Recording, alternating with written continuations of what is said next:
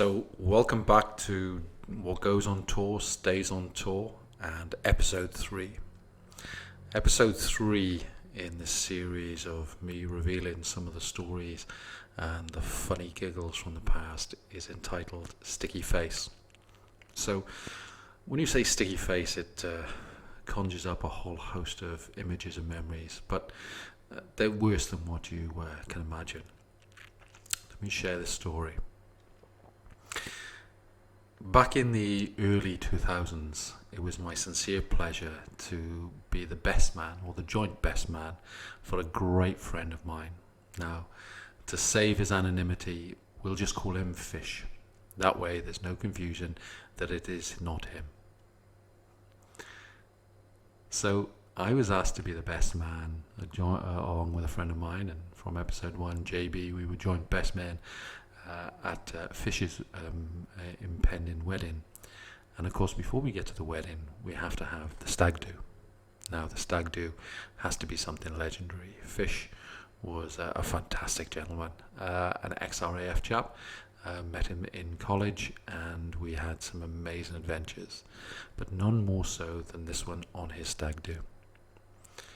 So, he was getting married, but because he had so many friends from all over the world, we needed to understand how we could get everyone to come to a single place, and there was a whole thing of logistics of why that couldn't happen. So we came across the great idea is that we would take the stag party on the road.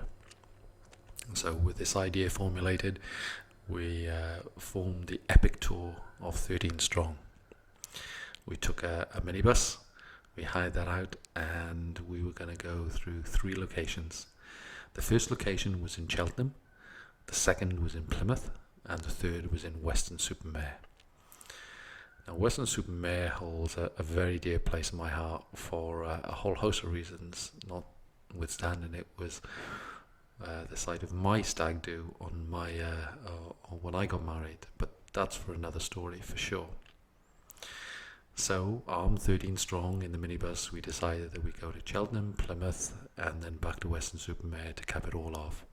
So we all piled into the bus, and we drove about 2 miles to the local pub, which was the Beehive, and we stopped there for the rest of the night. The first tour got off to a fantastic start.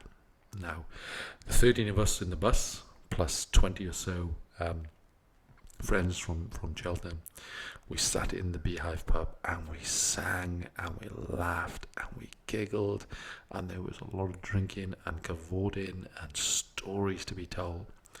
It was a pretty great start to a stag do, but nothing compared us to the second leg of the journey, which was in Plymouth. So we awoke bleary-eyed, some still in the pub, some off to certain areas which shouldn't be mentioned. They won't be mentioned in this tour, in this series. So we got everyone in the bus, and off we headed to Plymouth. Now, the moment we got on the bus, it was back to playing spoof and a whole host of other drinking games. So when we arrived in Plymouth, we were pretty drunk already. We went out into the town, caught up with another 30 or 40 bows, and we had an epic time. Drinking, laughing, drinking the local mead, more singing, just great mates. But halfway through the evening, when we were in Plymouth, Fish said, "I want to go home, I'm tired, I want to have some cake and a cup of tea." Now, bless him, he was more of an ancient fella, but that was just a little bit too much for me to bear as best man, and making sure that he has entertainment and fun and our entertainment at his misfortunes. So he went home, and I said, "You bloody chicken, you only get married once, this is time for you to have some real fun." But he was set in his way, and off he went home. So we stayed out, and as the evening on, it perturbed me. It perturbed me that this chicken had gone home and decided to have a cup of tea and a cake on his stag do, and that wasn't allowed to happen. So on the way home, myself and 4 or 5 of the blokes, we stopped at a little shop and we picked up some golden syrup, a pillow, some marigold gloves, some food colouring, and some imac. And imac, for those who know, removes hair from the body. So we arrived back home around 3 o'clock in the morning, and there he was in his bedroom, fast asleep. And we said, right, tar and feather him. So we decided that because he'd been a chicken, that we'd dress him up like a chicken. Now, for those who know what tar and feather is basically covering your whole body with tar, and then putting feather on top of you, and then parade you around like a chicken. Hence tar and feathering. So we got back to the room, and there he was asleep. And I said, right, remove his clothing.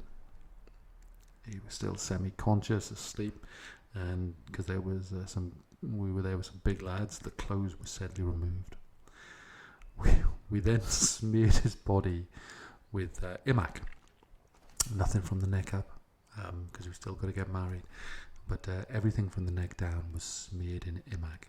Now it says in the instructions, leave on for between 5 and 8 minutes. So we left it a good 15 until he was getting really red in the skin. He complained, but it fell on deaf ears.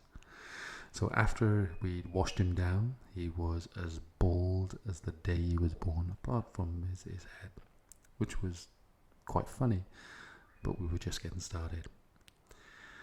Then decided that we would smear all his body in treacle, in this Heinz golden syrup, hence simulating the tar. We duly put that all over his body. It was getting messy, but the die was cast. We had to turn him into a chicken. So with a treacle all over him, we then took the pillow, I pulled it apart, and all the feathers flew everywhere. And then we smeared all the feathers, and there he was lying there, tarred and feathered. And then we put the marigold glove, we blew it up and put it on his head, and he looked like a chicken. And he said, right, for everything you say at this point now, you've got to say cluck cluck at the end of it. Again, that's where the joke would have stopped. But I thought what would be even funnier is for him to superglue his hands to his own ass, which would mean that he would create chicken wings with his arms. So I took the super glue out, I smeared it on his hands, and I inverted his arms so that he was about to put his hands onto his butt cheeks. At which point he decided that no, this was too much, and he threw his hands up in the air, plastering the super glue all over the room, and a whole lot of it hit me in the face. And instinctively, I reached for my face to wipe the super glue off, but it wasn't quick enough, and I ended up super gluing my own finger to my eyelid. And there I sat, finger on eyelid. Oh, that's not good. And at that very moment, the landlord burst into the guest house, screaming and shouting, "You boys are causing a chaos and get out!" And he stopped, and what confronted him was one man tarred and feathered, 7 or 8 blokes down to their underpants, doing all sorts of unmentionables to him, and one Welsh fellow with his hands super glued to his face. So the landlord just stopped mid-sentence, backed away, and left the room and left us to it. It was such a funny thing to see this room, feathers, syrup all over the place. The morning came, and I went with a couple of boys, and we went just a short walk from the hotel down to where there was a coffee place which is overlooking a harbour. We sat down there by the water, just enjoying a cup of tea, just relaying the laugh and the giggle and what we were doing on the next part of the trip. And then at that, this dear old lady looked up and said, "What was that?" And dear old fish, dressed as a chicken man, comes flying through the air, shouting, "Cluck, cluck."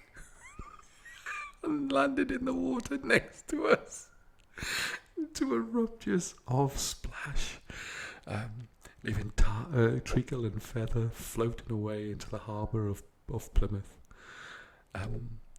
You'll see many things in your life.